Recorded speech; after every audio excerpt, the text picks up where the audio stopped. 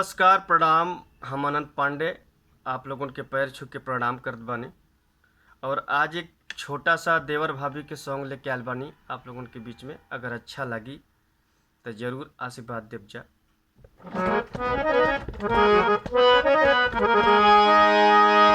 कि पोरे पोरे भौजी तोहर टूटत अंग, कि रतिया के काहे बाजत रहे पलंग, त सुसकेलू तोहू करवटिया में। तो भाभी जी बोलती हैं कि दर्द उठेला हो,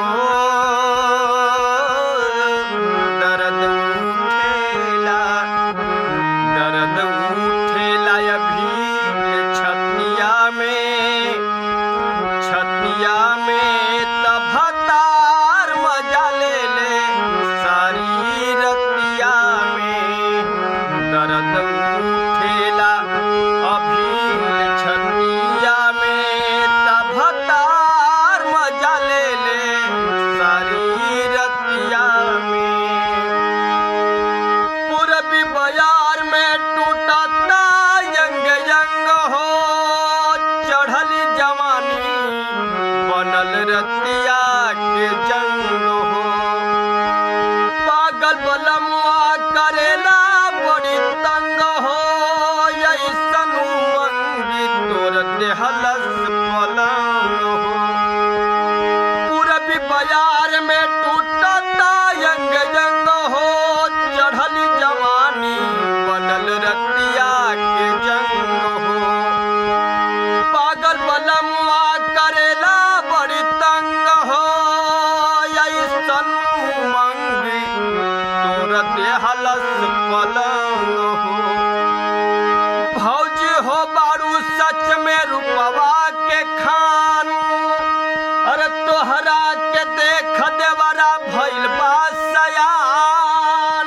जादू भरल तोहर मतिया में,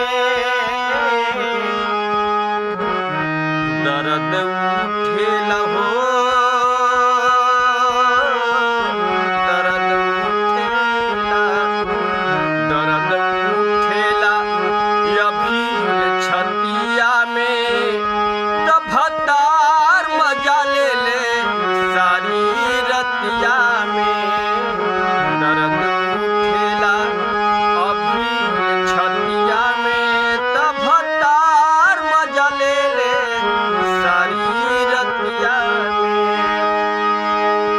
की पकड़ी कलाई ऐसन देवेला दवाई, कल्हुए से मन हमर बड़े गढ़ुआई।